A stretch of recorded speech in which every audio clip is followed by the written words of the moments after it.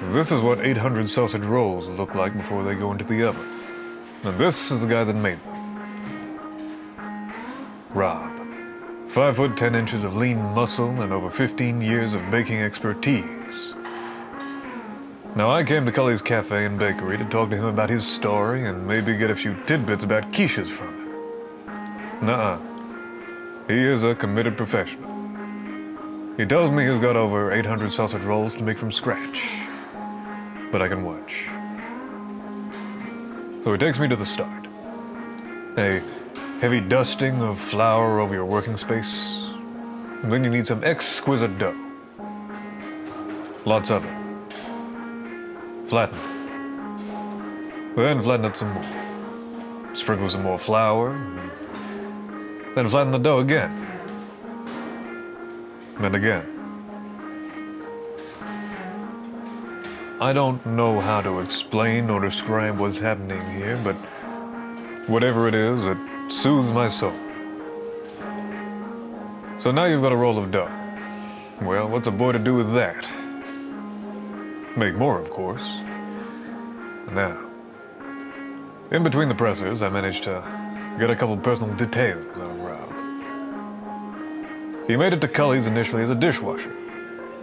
Worked his way up through the ranks to become the head baker and heart of the whole operation. Now he heads a team of veteran bakers that every day lovingly cross every kind of pastry imaginable. But enough of that. You get enough of these rolls and you roll them out. Roll one out, add some flour, roll another out, add some flour, roll a couple more out, and add some flour in between. Now these are some long pieces of pastry, so cut them up into more manageable lengths. And now the meat filling. I'm not sure what's in here, but it smells great and looks real weird. Anyway, now you've got your filling.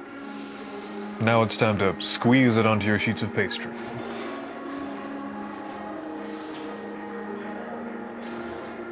It's hypnotic. It puts me in a daze and leads me to ask a stupid question. What makes a sausage roll good?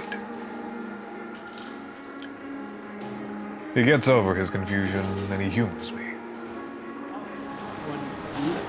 It tastes good, look good. So then that must be good. All right. Well, that's a funny question. You get a funny answer. But then he thinks about it a little more. And he gives me some more advice. Yeah, the filling is, pastry is important, and the filling is important too. The flavor needs to be there, and then the filling, you cannot make it too tough or too runny. Not too dry, so that is important when the baking, baking temperature. If the baking temperature too low, it will dry out. So it will be dry and soggy dough. So finally we get to talking about him. He is a native son of Tibet. Spent much of the 1990s as a monk in a monastery. And 90s kids will remember that the 1990s were not a great time to be a monk in a monastery in Tibet.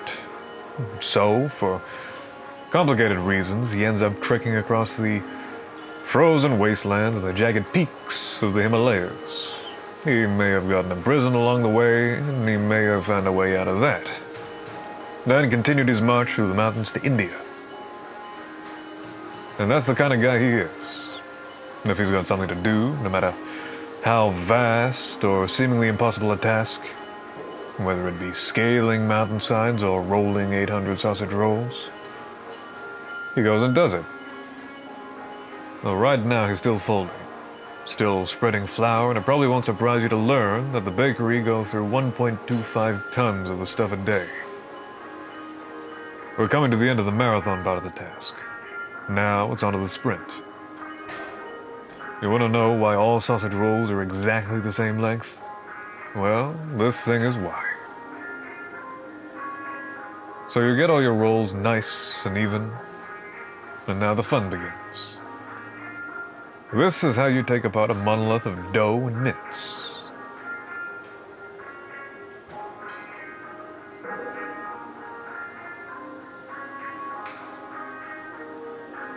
And suddenly you've got 800 sausage rolls in the waiting. Rob does their makeup, a gentle application of bronzer, and gives them all a little space, ready for their flight to the oven.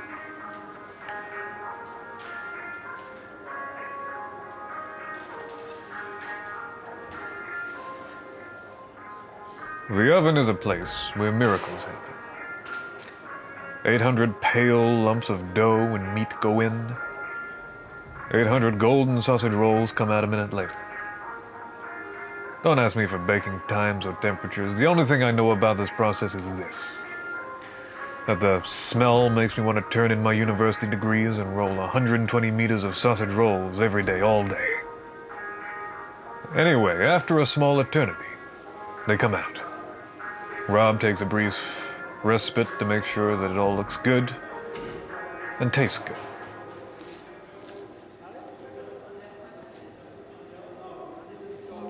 And then on to distribution. The love, of course, needs to be spread around. He packs the rolls up in a manner best suited for transport and takes them to Pastry Heaven's waiting room.